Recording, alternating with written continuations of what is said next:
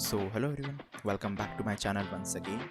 आई hope सब कुछ बहुत अच्छा चल रहा होगा। ओके, तो फिर स्टार्ट करते हैं आज का प्रॉब्लम, जो कि है इंटरसेक्शन ऑफ टू एरेज, है ना। Leet code 349। क्वेश्चन क्या कह रहा है कि हमें दो इंटीजर एरेज दे रखी है, nums1 एंड nums2, है ना। हमें रिटर्न करना है एरे ऑफ देयर इंटरसेक्शन। अब इंटरसेक्शन का मतलब क्या होता है ना, वो एलिमेंट जो कि दोनों में कॉमन हो, है ना। जो भी दो एरेज हमें दे रखी है उनमें दो सिमिलर जो जो होंगे एलिमेंट, उनको हम इंटरसेक्शन कहेंगे, है ना। और each element in the result must be unique. Okay, मतलब कि अगर सेम टाइप के एलिमेंट हो तो हमें रिटर्न नहीं करना, हमें यूनिक एलिमेंट्स रिटर्न करना है। अब देखो, अगर हम यूनिक एलिमेंट्स की बात करें तो पहला दिमाग में आना चाहिए हमें सेट, है ना। कि सेट जो होती है वो हमेशा यूनिक चीज़ों को रखता है ना। तो एक तो हमें क्वेश्चन से ही पढ़ के पता चल जाना चाहिए कि ये कहीं ना कहीं कुछ तो सेट जैसा कुछ हम लगा सकते हैं, है ना, या लग सकता है उस क्वेश्चन में। And you may return the result in any order. चलो, मतलब कोई भी फर्क नहीं पड़ता हम किस ऑर्डर में आंसर रिटर्न करें, आंसर आने से मतलब है। अब देखो एग्जाम्पल में कि nums1 में क्या दे रखी है, टेस्ट केस 1 2 2 2 1, है ना। nums2 में क्या है 2 2। अब देखो यहाँ पे कॉमन एलिमेंट्स कौन कौन है, 2 2, है ना। 1 तो है ही नहीं, तो 2 2 है। लेकिन आउटपुट में सिर्फ 2 ही आया, क्यों? क्योंकि यूनिक एलिमेंट चाहिए हमें, है ना। सिमिलर एलिमेंट्स नहीं। 2 2 तो कॉमन है लेकिन एक ही 2 रिटर्न होगा। सेम तुम्हारा यहाँ पे देखते हैं nums1 में क्या है, 495 और 94984। तो कॉमन में क्या क्या हो गया, तो 9 आ गया, एक 4 आ गया, है ना। और रिटर्न भी वही हुआ। तो ये 49 मल्टीपल है लेकिन स्टिल वो एक ही रिटर्न होगा, है ना, क्योंकि यहाँ पे हमें यूनिक रिटर्न करना है। चलो, तो ये तो क्लियर हो गया। अब हम इसे सॉल्व कैसे करेंगे। तो ऑफकोर्स जैसा कि इनने यूनिक कहा है तो सेट का यूज़ तो हम कहीं ना कहीं कर ही रहे होंगे, है ना। इसके मल्टीपल अप्रोचेज हैं सॉल्व करने के, है ना। बहुत सारे तरीके हैं। एक तो तरीका है कि या तो हम एक सेट और एक एरे लिस्ट बना सकते हैं ना, सेट और लिस्ट यूज़ करके सॉल्व कर सकते हैं। उसके अंदर हम क्या करेंगे, पहले सेट के अंदर जैसे मान के चलो जो हमारा nums1 है उसके सारे एलिमेंट हमने इसमें डाल दिया, है ना। उसके बाद हमने चेक कर लिया कि सेट के अंदर जो भी हमारी nums2 की वैल्यू है क्या वो कंटेन करती है क्या, उसको एरे के अंदर हम डालते हुए जाएंगे अपने, है ना। और सेट में से निकालते हुए जाएंगे फाइनली, है ना। और जो भी हमारे ये जो लिस्ट बन के आएगी इसे ही हम एरे लिस्ट के अंदर या जिसके अंदर स्टोर करना चाहेंगे उसे हम सीधा रिटर्न करा देंगे, है ना। इनिशियली हमें एरे लिस्ट में ही करना पड़ेगा क्योंकि मैं नहीं पता कितनी साइज़ की है ना। तो बाद में इसको हम एरे में कन्वर्ट कर सकते हैं। तो वही चीज़ है, तो इस तरीके से भी हम कर सकते हैं। लेकिन मैं जो आज तरीका यूज़ करने वाला हूँ उसे हम मतलब दो सेट का यूज़ करके ही करेंगे, है ना। और एक और फंक्शन हम सीखेंगे जिसका नाम है रिटेन ऑल, है ना। रिटेन ऑल या रिटेन ऑल जो भी बोलना चाहो, है ना। तो इसका हम यूज़ करके देखेंगे कि ये काम क्या करता है। ओके, तो इस वजह से मैं ये अप्रोच चूज़ कर रहा हूँ ताकि अगर ऐसी कोई कंडीशन आएगी तो हम इसे यूज़ कर सकते हैं। तो चलो अब सीधा इसे कोड से ही समझते हैं ना, कोड से कैसे करेंगे। तो पहले तो हम क्या करेंगे, अगर इनने यूनिक बोल रखा है ना, तो पहले तो हम दोनों को सेट में डाल देते हैं ना, दोनों वाले एरे को। तो integer set equals to new hash set, यहाँ तक ठीक है। और एलिमेंट को कैसे डालेंगे, for int E in nums1, है ना। सेट में ऐड कर दो एलिमेंट को, है ना। इससे क्या होगा, एक सेट हमारा रेडी हो गया, उसके अंदर nums1 की सारी वैल्यूज चली गई तो सारे यूनिक एलिमेंट ही बचे होंगे उसके अंदर, है ना। सिमिलरली हम एक और सेट बना लेंगे जो कि होगा set2, है ना। New hash set.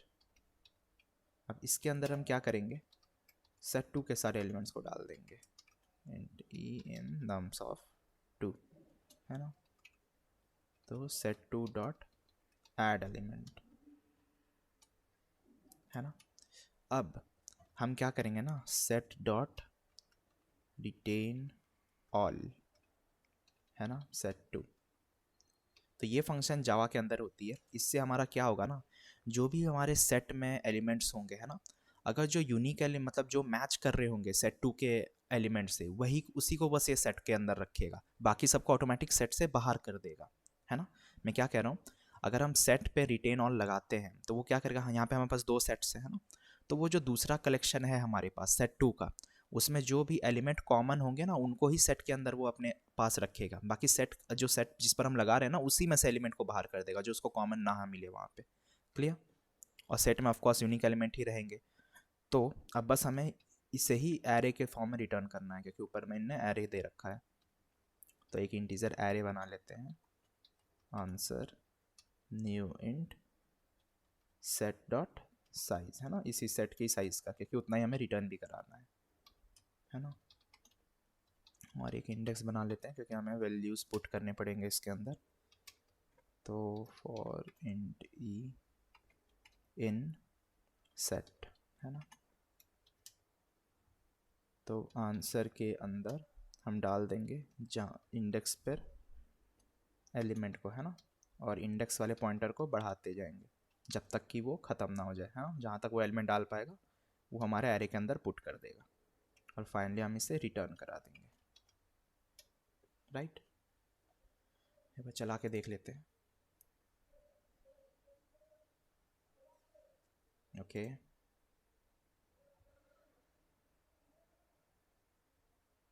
बढ़िया। तो मैं ये अप्रोच इसलिए यूज़ कर रहा हूँ कि मुझे ये रिटेन ऑल आप लोगों को बताना था, है ना। इसकी टाइम कॉम्प्लेक्सिटी होती है ऑर्डर ऑफ n+m, है ना, एवरेज केस के लिए, लेकिन बहुत ज़्यादा मान के चलो लोड फैक्टर आ जाए ना तो n/m भी जा सकती है। तो अगर बहुत ज़्यादा खतरनाक सिचुएशन हो तो वहाँ यूज़ नहीं करेंगे, लेकिन हाँ, अगर ऐसे केसेस हो, ऐसे क्वेश्चंस हो तो ऑफकोर्स इसको यूज़ कर सकते हैं। तो ये फंक्शनैलिटी के बारे में हमें पता होना चाहिए, है ना।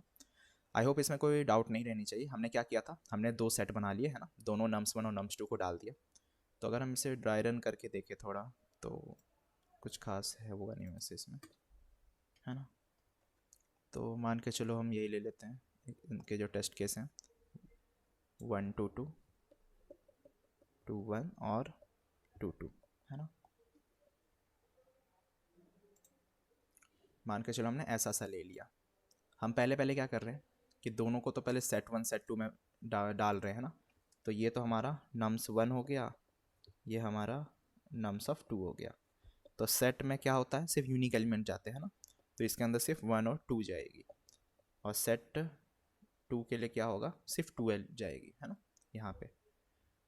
ओके, उसके बाद क्या होगा ना, सेट डॉट रिटेन ऑल। अब सेट डॉट रिटेन ऑल क्या करेगा, देखो ये हमारा सेट था, तो जैसे हम ये फंक्शन लिखते हैं set dot retain all set2, ये क्या करेगा ना, जो हमारा सेट है, सेट हमारा मेन वाला कौन सा है, ये वाला, है ना, जिस पर हम लगा रहे हैं। तो इसके अंदर से जो मैचिंग वाले एलिमेंट है ना, सेट उनको ही रखेगा, मतलब सिर्फ 2 रहेगा, 1 ऑटोमेटिक सेट से रिमूव हो जाएगा, ठीक है। तो 1 वहाँ से बाहर चलेगा, सिर्फ set2 बचेगा। उसके बाद हम क्या कर रहे हैं कि एक आंसर एरे बना रहे हैं, उसकी सेट की साइज़ जितनी, सेट की साइज़ कितनी है, 1 है। तो एक आंसर एरे हम बना लिए 1 साइज़ की, है ना, ऐसा सा। और इंडेक्स वहाँ पे पॉइंट कर दिए फिलहाल के लिए, है ना, 0th इंडेक्स पर ही रहेगा एलिमेंट हमारे पास। यहाँ पे बना लेता हूँ मैं, हाँ ठीक है, 0th इंडेक्स पर रहेगा। उसके बाद फिर जो भी हमारे आंसर इंडेक्स पे होगा, है ना, वहाँ पे उस पर्टिकुलर सेट की वैल्यू को हम डाल देंगे। मतलब यहाँ पे एक ही एलिमेंट है तो सिर्फ 2 आ जाएगा, है ना, और सीधा हम इस एरे को रिटर्न करा देंगे जो हमारी आंसर थी, राइट। तो आई होप ये सॉल्यूशन क्लियर होगा, इसमें कुछ था नहीं वैसे, हाँ, बस मुझे ये फंक्शनैलिटी के बारे में देखना था और आप लोगों को बताना था।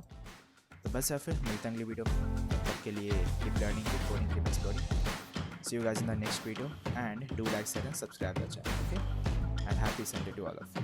मिलते हैं यार अगली वीडियो में।